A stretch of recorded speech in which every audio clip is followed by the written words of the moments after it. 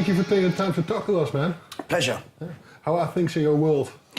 Good. Yeah, we had a day off yesterday, so time to recuperate. I think we're on like show 34, 35. Yeah. So, and then we've only got 6 days before we start the next bout of 8 weeks on tour. Yeah.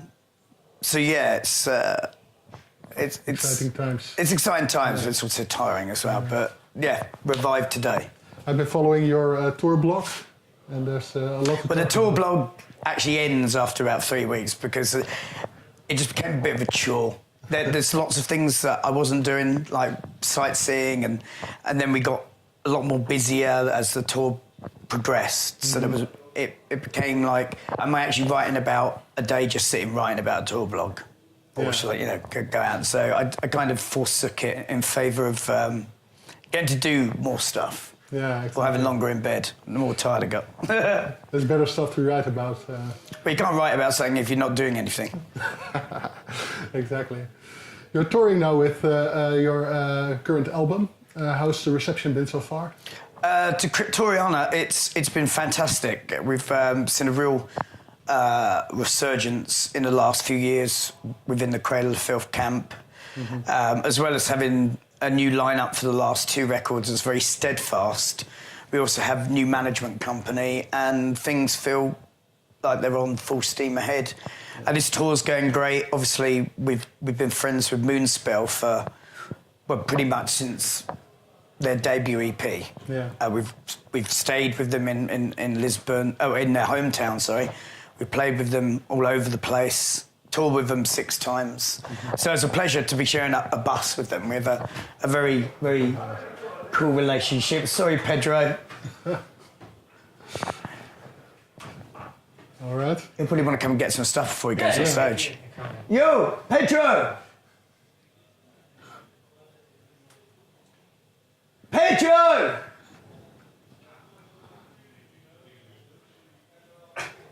Oh. Can I go get him? Yeah, Pedro. Sorry, mate. No This is the last minute thing. I do have to get my in here, though. Yeah, that's what we thought, yeah. Sorry, man. No problem, come on. It's an honor. An honour to have your dressing room stolen from you. Anyway, yeah. You can't say rudely. There we go. It's Antonio Banderas. Look. Yes. Showing up all the time. Oh, I remember something else. Thank you, guys. Sorry. No problem. Oh, cheers, thank you. Yeah, they can't moan. It is actually their dressing room. Yeah, I know. As I told Fernando before as well, back in the day, my 2 favorite albums were Wolfheart and Dusk in Her Embrace. So for me, it's very special to be here. Convenient as well. Yeah, absolutely. The whole theme on your current album, how did you land on that exactly? Well, actually, that summer, I'd been reading, for some particular reason, a lot of collective ghost stories by 19th century authors like E.F. Benson, Sir Arthur Conan Doyle, Robert Louis Stevenson, Rider Haggard, that sort of thing. And we went to Brno in the Czech Republic, because that's where Martin and Ashot, the drummer and guitarist, respectively, are from, as a prelude to playing a festival in Slovakia. So we basically used 2 weeks to collate all our ideas toward an album. Yeah. And I thought that we'd come away with sort of half the album ready and we'd have to revisit it a few months later. But so prolific was the writing capabilities of everybody and all the homework they've done and all the ideas everybody brought to the table that we actually pretty had most of the album written by the time we left Brno. And therefore I was suddenly, shit, I've got to throw something around these songs. I've got to come up with an idea a lot sooner than I thought of. Yeah. But then the music and the time of the year was slowly turning into autumn. And these books I've been reading, it just all kind of fell into place, made sense. Yeah. I really like the whole theme of the album and the feel it has, both in the music and the artwork. Cool. Yeah, really comes across. If you look at the current band dynamics with the current lineup, how different is it from your previous lineups? You have many.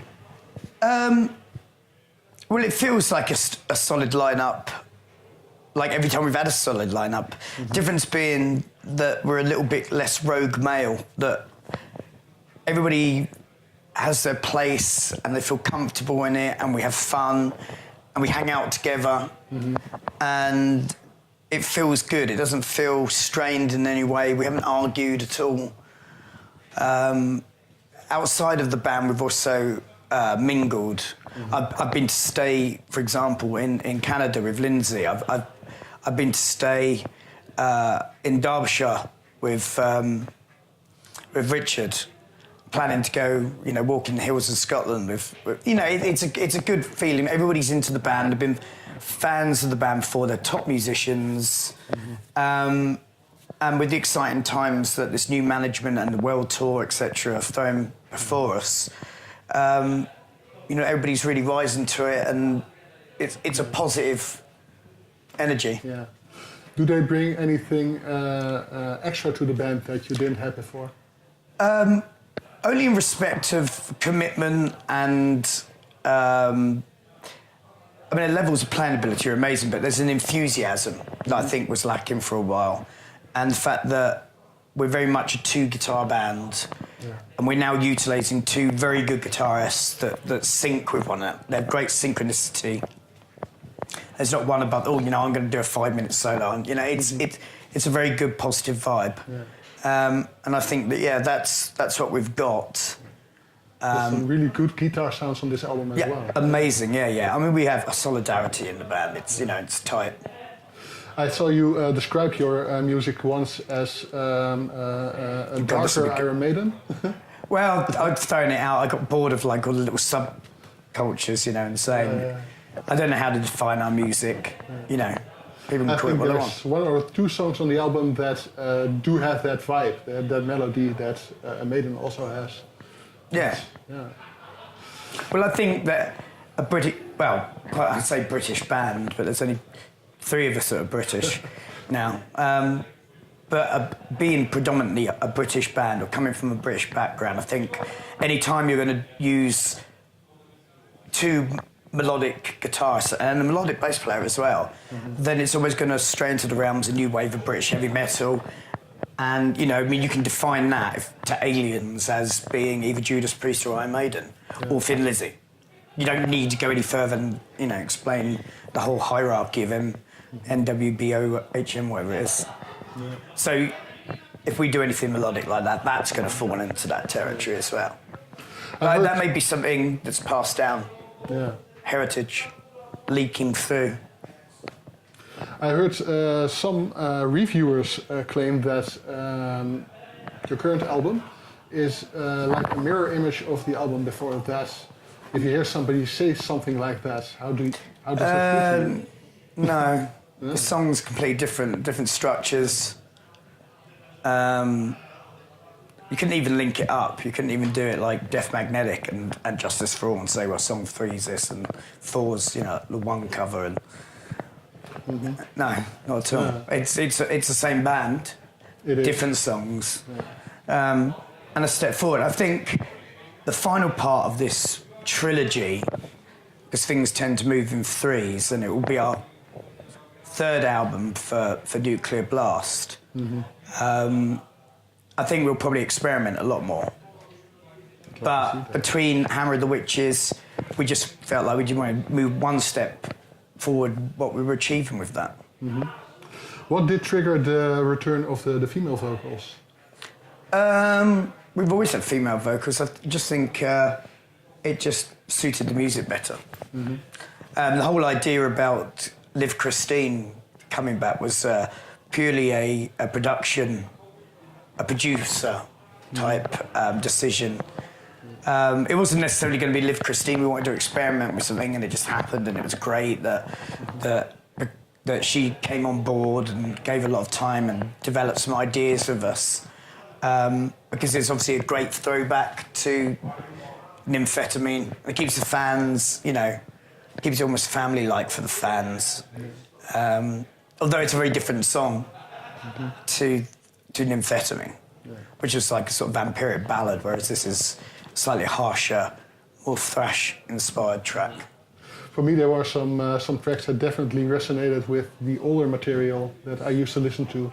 Yeah. Yeah. Well, this year sees actually the re-release of Cruelty and the Beast. 20th anniversary. We've got the original tapes and we've remixed them, remastered. I think we spent 8 weeks remixing, and it's going to sound fantastic. I mean, it does sound fantastic. It's not quite finished.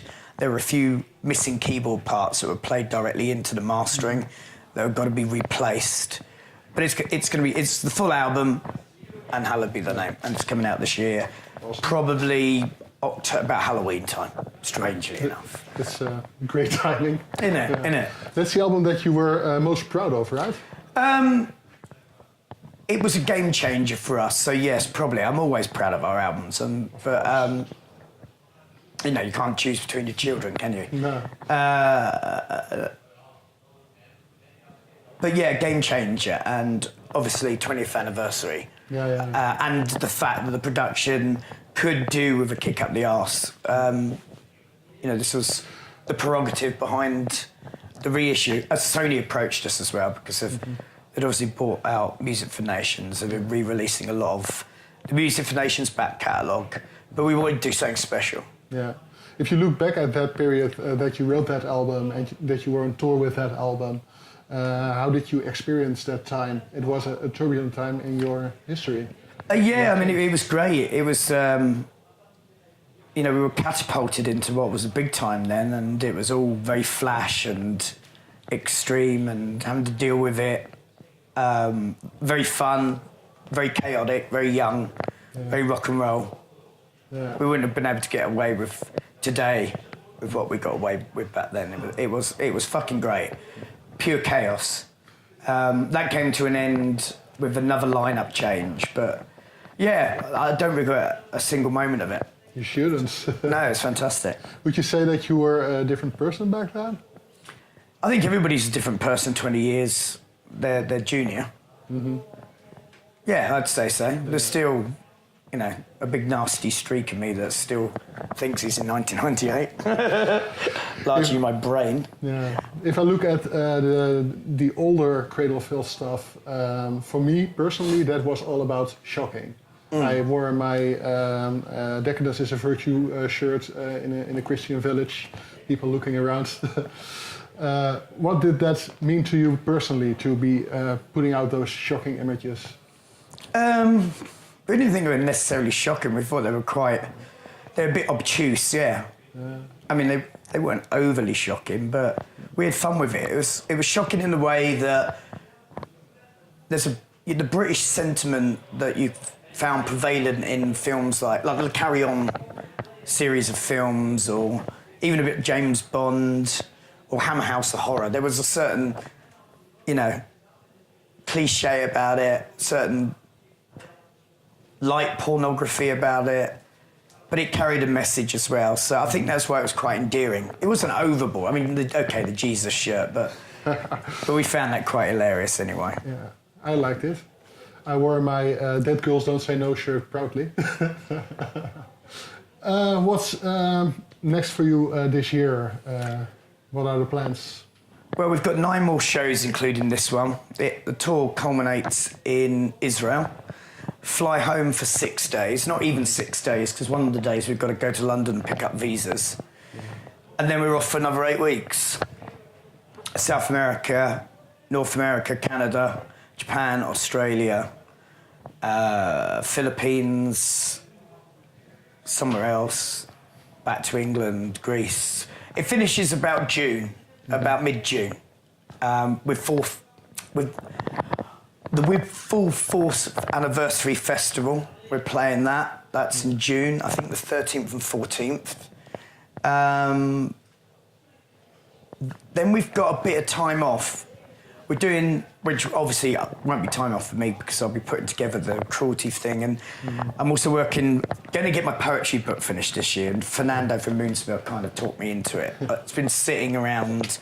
He's going to publish it for you? No, well, I might put it through him in. Yeah, it might be nice. I don't know. That's a bit forward thinking. That's me thinking out loud there. So yeah, various things to do. But Cradle then we'll be looking at thinking about the next record, I guess.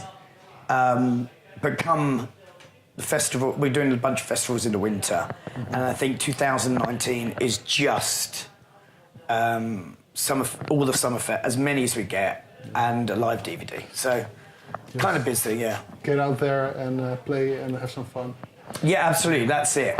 You know, I think as a band we paid our dues to whatever black metal overlords run this show, and yeah, now we're going to flex our wings. Yeah. And really enjoy ourselves. Yeah. Not that we haven't been really enjoying ourselves, but the music industry has taken a bit of a swan dive as of the last 8 years, 9 years, 10 years, I don't know. But we're back on a nice steady course, and yeah, the future's good. And we want to primarily enjoy ourselves and keep on doing what we do as Cradle of Filth. Yeah. Also nice to hear that you're writing a poetry book. Well, I wrote it actually a long time ago, and then I just never got around to doing anything with it. But it needs a bit of bolstering up. It needs a few more poems here and there, and wrapping up and that, making sense. We have a nice surprise to look forward to then. Well, if you're into that sort of thing, I suppose it's a nice surprise. Yeah, I like it. Then we have one last question. Okay. And that's always, do you have any last words for our readers and viewers? Well, just thank you, everybody, for supporting Cradle of Filth. Hopefully buying and not downloading illegally the new album, Cryptoriana, The Seductiveness of Decay, out now on Nuclear Blast Records. Look out this year via Sony Records, the re-release of Cruelty and the Beast. And if anybody's planning to come to any other shows, see you there. Very awesome. Thank you for your time, man. Yeah, my pleasure.